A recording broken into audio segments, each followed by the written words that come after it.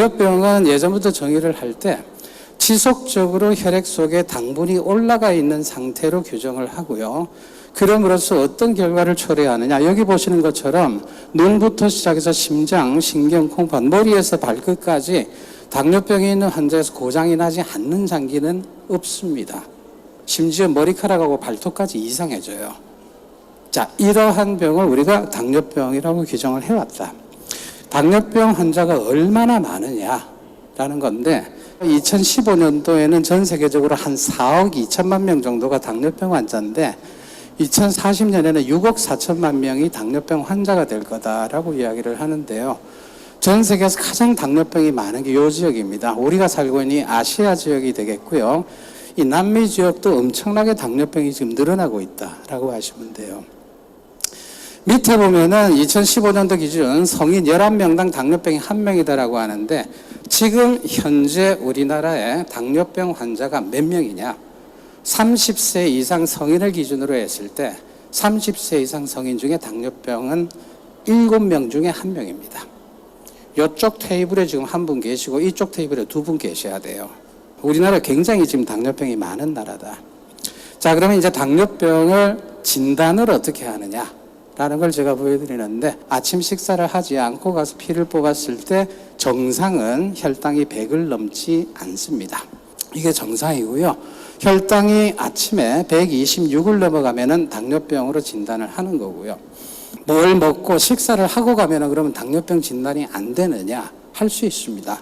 식사를 하고 났을 때 전혀 당뇨병이 없는 정상인은 혈당이 140을 넘지 않는다라는 거죠. 당뇨병이 있는 사람은 식사를 하고 났을 때 혈당치가 200을 넘어간다라고 하시면 됩니다. 실제 병원에서는 이 달달한 설탕이 들어가 있는 물을 먹인 다음에 2시간 뒤에 피를 뽑아가지고 이게 200을 넘으면 당뇨병 진단을 주는 거죠. 요 기준만 만족시켜주면은 당뇨병으로 진단을 합니다. 당뇨병 진단은 굉장히 쉬워요. 근데 어떻게 보면은 당뇨병을 진단하는 게 이렇게 쉽기 때문에 처음에 진단받는 분들은 당뇨병을 대수롭지 않게 생각하거든요. 정상 혈당이 100인데 내 혈당이 130인데 얼마 차이 안 나는데 이거 도로 낮춰서 내가 완치를 시킬 수 있을 거야 라고 생각을 하거든요. 근데 이제 저희들처럼 당뇨병을 전공하는 사람들 입장에서는 혈당이 126을 넘는 순간 그 사람의 몸속에 인슐린을 분비하는 췌장의 베타세포의 50%가 죽어서 없어진 거예요. 그래서 우리가 흔히 하는 말로 혈당이 126을 넘었을 때 돌아올 수 없는 다리를 건너왔다라는 이야기를 해요. 그래서 별거 아닌 것 같은데 혈당이 100일 때와 126일 때 기능을 하는 내분비 췌장의 양은 절반 이하로 줄어들어 있다. 그리고 무서운 거는 췌장에서 인슐린을 분비하는 베타세포는 중추신경계 세포하고 유사해서 한번 그렇게 죽어버리면 다시 살아나지 않습니다. 다시 살리는 방법은 죽었다가 다시 태어나면 됩니다. 그냥은 살릴 수 있는 방법이 없어요. 시중에 뭐 어디 보면은 베타세포를 재생, 전부 거짓말입니다. 여러분 고소고발하셔도 됩니다. 그 사람한테 반드시 교도소 갑니다. 알겠죠? 그래서 이 126이라는 거는 상당히 무서운 의미를 지니고 있는 수치다라고 해 주시면 되겠고요. 여러분, 제가 봤던 그 당뇨병 환자 중에 어린애들 중에 정말 제가 무섭게 느꼈던 게 초등학교 들어가기 전에 유치원에 다니는 애인데 자기 손으로 인슐린 주사를 하루 4번 맞는 애를 저는 봤어요. 초등학교도 들어가지 않은 유치원에 다니는 애가 주사를 자기 손으로 직접 배에 놓고요. 옆에서 볼 때 저도 의사지만 제가 소름이 끼치더라고. 왜? 저 애는 지금 저 주사를 앞으로 70, 80이 돼서 늙어 죽을 때까지 주사를 놔야 되는 애거든요. 정말 무서운 병입니다. 소아당뇨병은. 그런데 그 소아당뇨병은 앞서 말씀드린 것처럼 췌장에 문제가 생겨서 인슐린 분비가 안 되는 병을 이야기를 한다는 거예요. 그렇게 되면은 간도 그렇고 근육도 그렇고 이 지방 조직도 그렇고 포도당을 쓰지를 못해요. 모든 게 전부 다 피 속으로 다시 내뱉어 가지고요. 피 속의 모든 영양분들이 돌아다닐 뿐이지 우리 몸에서 그걸 사용하지 못한다. 결국 혈당도 올라간다는 뜻이 되겠고요. 요거는 이제 뚱뚱해지면서 오는 성인 당뇨병의 이야기인데 앞서 이야기를 했습니다. 인슐린 저항성이라는 게 생기기 때문에 이 인슐린이 일을 제대로 하지 못한다는 거예요. 그렇게 되면 어떻게든지 일 못하는 인슐린을 통해서라도 일을 하기 위해서 우리 몸의 췌장이 쉽게 이야기하면은 부풀어 오른다는 거예요. 일을 더 많이 하기 위해서 인슐린을 더 많이 내보내려고. 어떻게든지 정리를 좀 해보려고 노력을 하다 결국 어떻게 된다? 췌장이 지쳐버려요. 그리고 그 안에서 일을 하던 베타세포들이 죽어나가기 시작한다. 어느 한계를 넘었을 때 그게 50%라 그랬어요. 50% 이상이 죽어나가게 되면 이제 혈당이 올라가는 당뇨병이 발생을 한다. 그래서 외견상 봤을 때는 혈당이 똑같이 올라가는 당뇨병이지만 그 원인과 병태 생리를 봤을 때는 완전히 다른 병이다 라는 것을 우리는 기억할 필요가 있습니다. 자, 이 당뇨병이 발생하는 위험 인자가 뭐가 있느냐를 지금 해놨는데 여러 가지가 있습니다. 그 중에는 뭐 가족 중에 당뇨병이 있는 경우, 아버지가 있을 때, 엄마가 있을 때 어느 쪽이 더 위험할까요? 어머니가 당뇨병일 때가 조금 더 위험하답니다. 왜 그럴까요? 우리는 어머니와 9개월을 더 보냈잖아. 엄마 뱃속에서. 그죠? 엄마의 뱃속에 있을 때 그 자궁 속의 환경도 당뇨병 발생에 영향을 미친다고 알려져 있어요. 그래서 어머니가 당뇨병이 있을 때가 조금 더 위험한데 직계 가족 중에 당뇨병이 있는 경우가 있고요. 옛날에는 임신한 여자분이 4kg 이상의 큰 아기를 낳았을 때 그 애를 뭐라 그래요? 장군감이라 그랬습니다. 제가 초등학교 때만 해도 우량한 선발 대회가 있어가지고 4kg 넘는 애들은 전부 다 상 받고 막 이랬거든요. 근데 그 애들을 추적해 보니까 나중에 어른이 되니까 전부 다 100% 당뇨병 환자가 다 돼 있어요. 쉽게 말하면 엄마가 당뇨병이 숨어 있을 때 애가 커집니다. 알겠죠? 그래서 저런 애를 낳았을 때 저런 애를 놓은 엄마도 당뇨병 발생이 위험하고요. 그 애도 위험합니다. 그걸 이야기를 하고요. 뭐 이렇게 여러 가지가 있는데 제가 위에 빨간 테두리를 일부러 둘러놨어요. 어른이 돼서 발생하는 당뇨병의 위험 인자 중에서 가장 위험한 거, 가장 흔하면서도 위험한 거는 뭐죠? 뚱뚱해지는 겁니다. 비만입니다. 비만입니다. 살찌는 거. 우리 대수롭지 않게 생각을 하는데 대수롭지 않은 거 아닙니다. 살찌는 게 문제가 되고 또 하나는 난 체중은 괜찮아. 키하고 맞춰봤을 때 내 체중은 이상적 체중의 상한선에 걸쳐 있으니까 나는 괜찮아. 근데 내 배가 좀 나왔어. 그것도 비만입니다. 그것도 비만입니다. 똑같습니다. 그것도 뚱뚱한 거하고.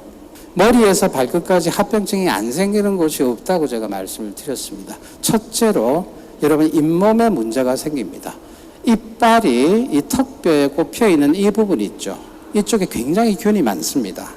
균이 많은데 이 당뇨병 환자들이 면역이 떨어지기 때문에 치주라 그러죠. 이빨이 뼈에 박혀 있는 그쪽에 균의 양이 훨씬 더 많고 염증이 잘 생깁니다.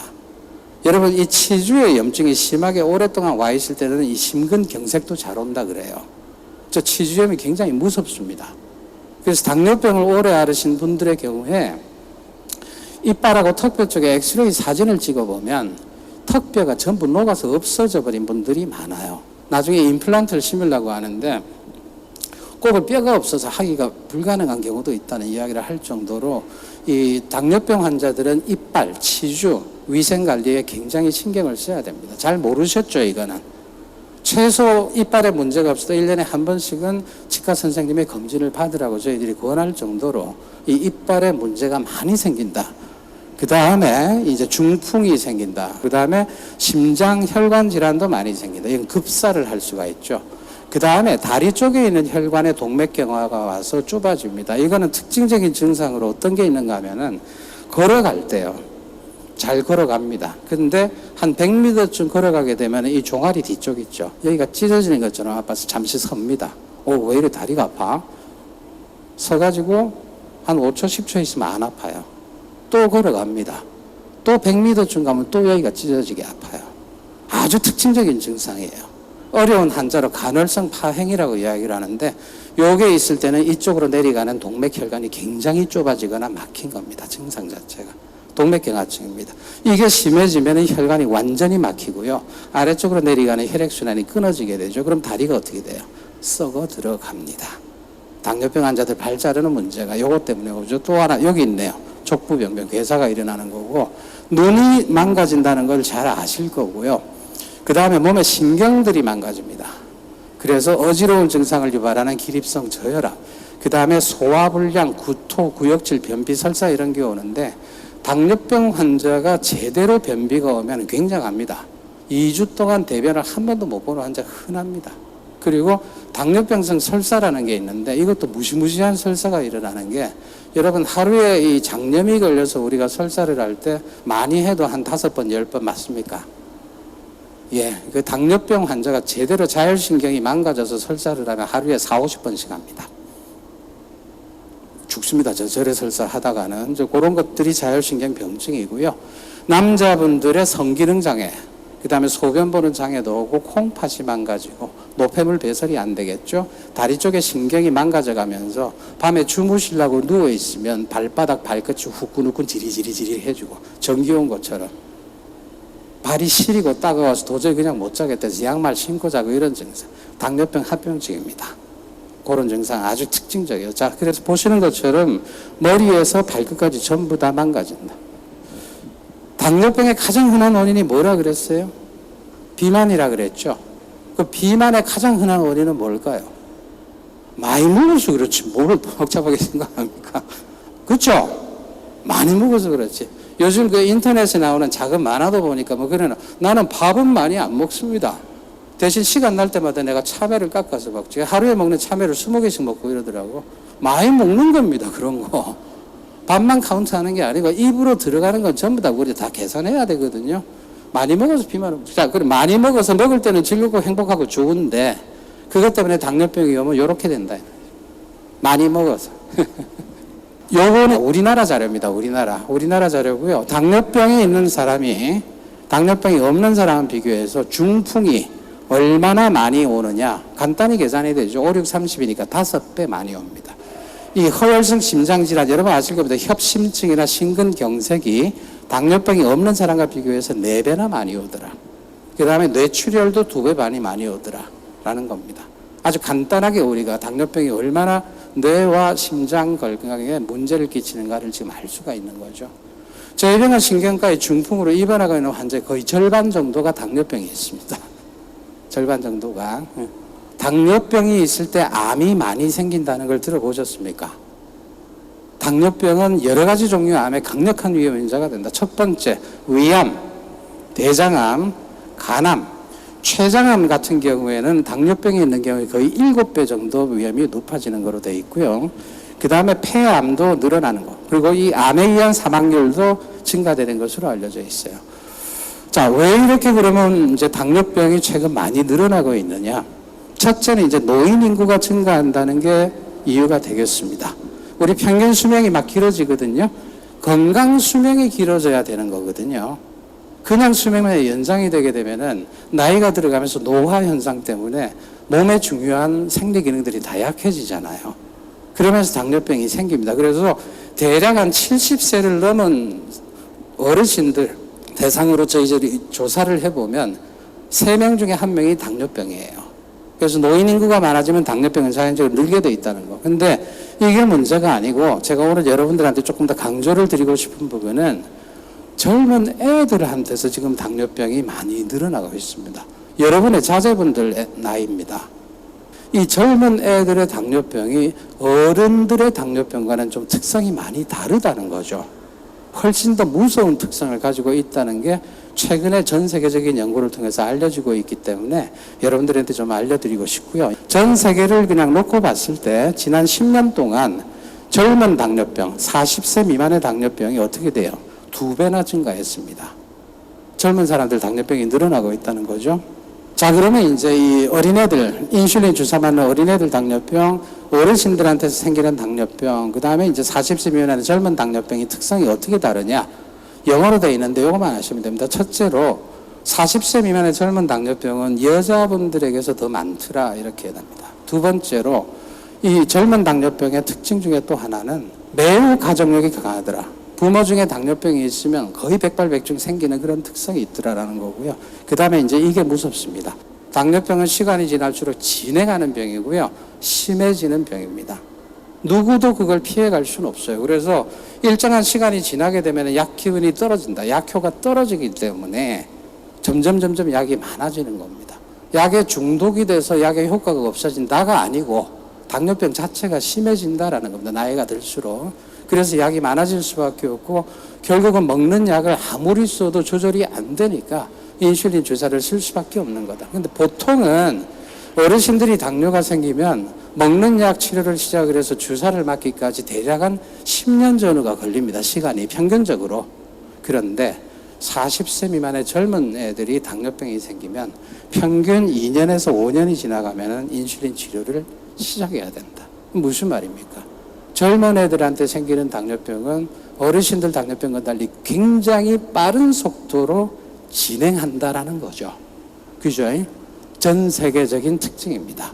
이게 젊은 당뇨병 환자의 혈당은 급격히 나빠진다. 미국에서 한 연구고요. 시간에 따라서 보면 이 당화혈 색소가 훅 하고 올라가는 걸 알 수가 있습니다. 혈당 조절이 잘 되는 환자의 비율이 훅 떨어져 버리죠. 너무나 심각하게 확 떨어져 버리죠. 그죠? 이런 문제 때문에 40세 미만의 당뇨병이 발생한 환자들의 경우에 이 당뇨병 합병증이 발생하는 게 훨씬 빨리 생기고 심하게 생긴다. 결국 그래서 빨리 죽더라라는 겁니다. 무서운 이야기입니다. 젊은 애들이 당뇨병이 오면 호주에서 한 연구인데요. 그림이 좀 복잡하죠.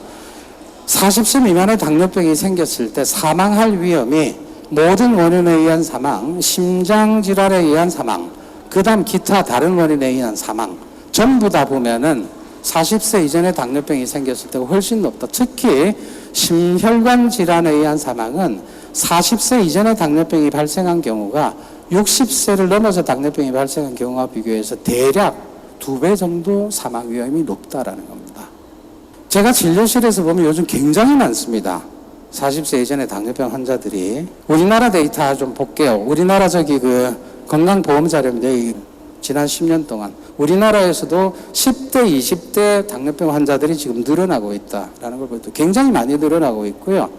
요거는 우리나라 젊은이들 20대, 30대 비만을 보여줍니다.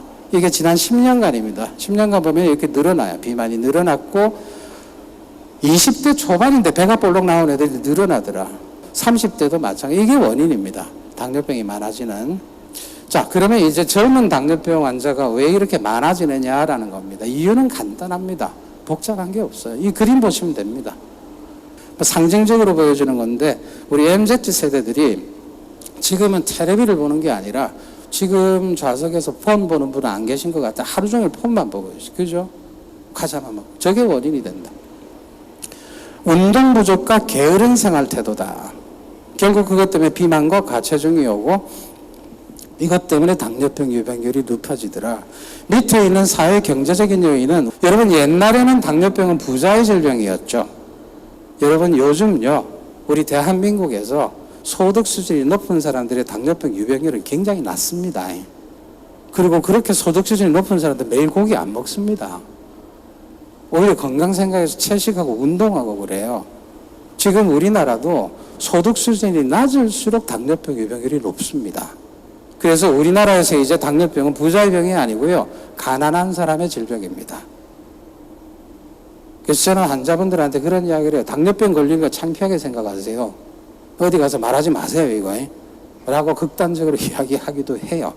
빨리 잘 노력해서 벗어나라는 뜻으로 하는 이야기인데 그렇게 하나 기억해 주시면 되겠습니다. 젊은 당뇨병이 왜 저렇게 빨리 진행하느냐? 중년 이후에 생기는 당뇨병은 췌장 기능이 이렇게 떨어져 갑니다. 이렇게 망가져 가는데 시간에 따라서 40세 이전에 젊은 당뇨병 환자 조사를 해보니까 병이 발생하고 한 1, 2년 내로 췌장 기능이 급전직하로 떨어져 버립니다. 앞서 제가 처음에 말씀드렸죠. 사람의 췌장 기능은 한번 떨어지면 회복되지 못한다고요. 베타세포는 돌아오지 않아요. 아주 고도로 분화된 세포가 되나서 죽어버리면 재생이 현재로서는 안 되는 걸로 알려져 있습니다. 그래서 이렇게 망가져가기 때문이다. 자, 그래서 여러분 당뇨병이 있느냐 없느냐를 보는 선별검사, 모든 환자들에 대해서 하는 검사 연령이 지금 바뀌었어요. 예전에는 40세 이상에서 혈당 검사를 하게 했는데 지금은 35세 이상만 되면 누구나 당뇨병이 있는지 혈당 검사를 하자라고 지금 바뀌어 있고요. 특히 19세 이상이면서 비만하거나 고혈압이 있거나 등등 이 위험 인자를 하나 이상 갖고 있을 때는 19세 이상부터 당뇨병이 있는지 검사를 하자라는 겁니다. 그렇게 지금 작년부터 지침이 바뀌었고 여러분 검진하러 갔을 때 식사를 안 하는 건 좋은데 물도 안 드시고 가죠. 저녁 8시부터 식사와 물도 못 먹게 하죠. 생수 조금 먹어도 됩니다. 이제 왜 그러느냐 하면은 그렇게 해놓으니까 아침에 딱 가서 피 뽑고 소변 검사할 때 허옇게 해가지고 탈수가 돼갖고 소변을 받으면 뭐 콜라 색깔로 소변을 보고 막 그러세요. 농축이 돼서 깨끗한 생수는 조금 드셔도 됩니다. 탈수를 막기 위해서. 그 피검사 결과에 아무 영향 안 미칩니다. 알겠죠? 자, 그런데 재미있는 거는 당뇨병 초기에는 아침 공복 혈당은 별로 안 높아요. 초기 당뇨병은 뭘 먹고 났을 때 혈당 올라가는 게 많이 올라가요.